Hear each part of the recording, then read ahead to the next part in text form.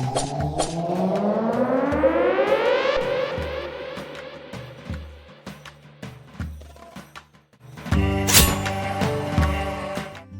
can see with the intro where we are going with this, the decapitation of one's ego in the spiritual realms. Hi, welcome to my channel. I'm Trevor if you haven't joined me before. So for those of you who don't know, I'm a natural born clairvoyant. And today we are looking at this ancient sacred Maya initiation. From time immemorial, cultures across the world have spoken of the profound power of losing one's head, not as a punishment, but as a gateway to enlightenment. This sacred act, often misunderstood, represents the ultimate ego death, a surrender to the divine will. Also, let's take a look back and see how the ancients perceived the beheading of the self. Today I'm also going to share my experience of decapitation in the higher worlds, so that we can understand this, because there is something like this. It's not just a myth or an ancient religious script. It's something that actually takes place in the spirit realm or in ancient temples. And we don't obviously have that anymore, because as we know, the ego must be severed for the true self to emerge. Imagine standing face to face with yourself, and only one of you will remain. So what are we consuming? What are we feeding into our souls? Not just the food that we're eating. What are we consuming emotionally? What are we consuming mentally? Through the media, through what we've learned from our parents, preachers and teachers. So we have all this old knowledge in us, in the conscious and subconscious mind. And sometimes that smothers out the true self. So we keep feeding this other self, this ego, and the true inner voice, the true self, which is really you, just can't be heard. So this ritual is really designed at severing the ego. When we look at ancient cultures and this decapitation of the ego, we start off first with the Maya and the ancient Maya ball game.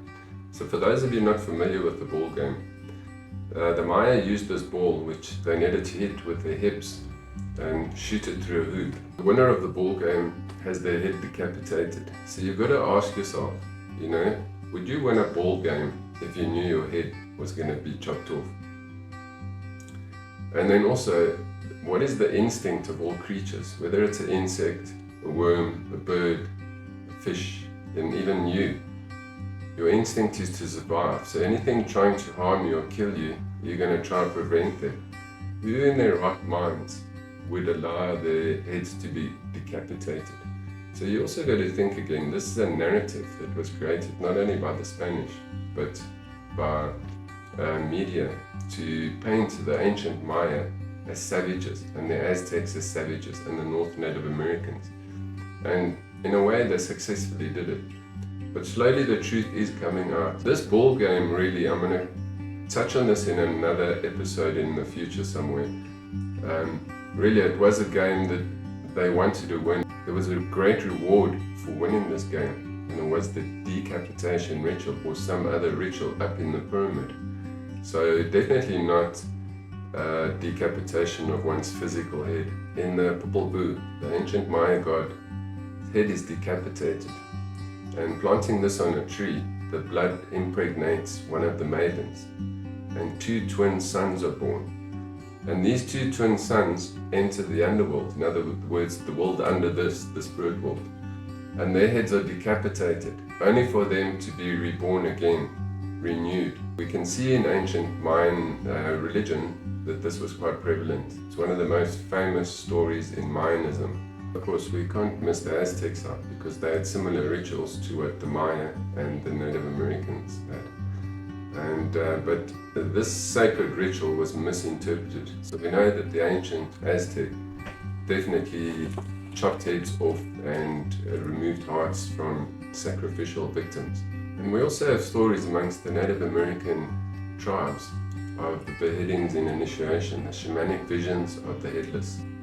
So there are various stories in the indigenous tribes that describe this initiatory dreams of decapitation, where the initiate sees the head removed, often signifying a breakthrough in consciousness. You must also realize this is in some way depicted on the rock art throughout the Americas with the decapitated heads.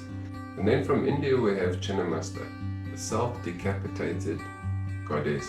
Decapitation of the ego is resetting the soul, freeing it from false identity and illusion. And let's not forget the goddess Kali in Hinduism, who removes the head of those that are in illusions, that they may once again be freed to see the truth. So in ancient Buddhism, they have a ritual, the Chod ritual. And this ritual, we find the disciples meditating and visualizing their decapitation, or astral projecting into the spirit world, the underworld, where they go through this period of, or process or initiation of being decapitated. But mostly this is a visualization exercise that allows one to detach oneself from the illusions and not from the true reality of truth. And of course, we can never forget the great goddess Isis, the headless one. And to mention that throughout history, there are many myths of the headless ones bringing wisdom. Let me know if you know of any, and you can leave a comment in the comment section below. So the old self must die for the original self to return. So my experience in the 90s, so in my initiation, I was in the higher worlds, and before me was this beautiful path that was laid out, and there was this square pool with crystal clear water to my left and one to my right, and there were a few scattered along this walkway. And with this ancient architecture and beautiful greenery, it looked as if everything was growing perfectly. It was such detailed architecture, but it wasn't over detailed. It's almost as if everything had this perfect symmetry and flow to it. And so it was really incredible to be in a place of perfection, because that's what it felt like. And then to my left was a master, and the master was in these bright white robes that seemed to glow of a gold color. And in the white was gold embroidery of ancient symbolism.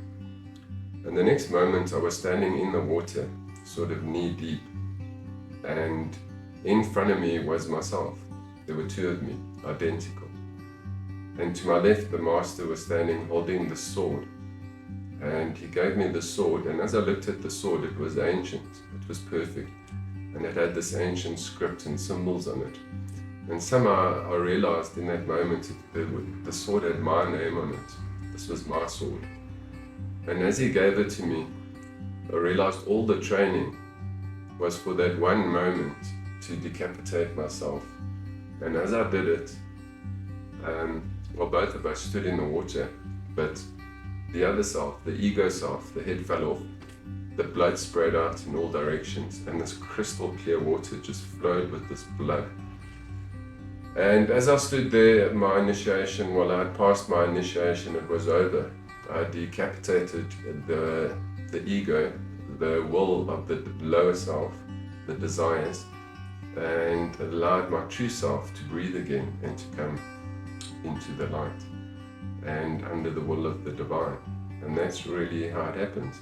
So it's quite a simple, quite a short initiation. In ancient temples they used to do this when candidates or students were placed in a trance-like state, and this was conducted by the masters, not necessarily in meditation or in dream state. So the experience was so vivid, it was lasered into my consciousness that I can never forget it as one of the clearest experiences I've ever had in my life. The untouched original self remains free from illusion. I hope you enjoyed this video. So at the moment, getting someone to help me create the image of Atlantis, the famous Atlantis that we've all heard about. So if you want to see what Atlantis looks like, I'm possibly making this in my next video. So hit that like and subscribe button, and I'll see you then.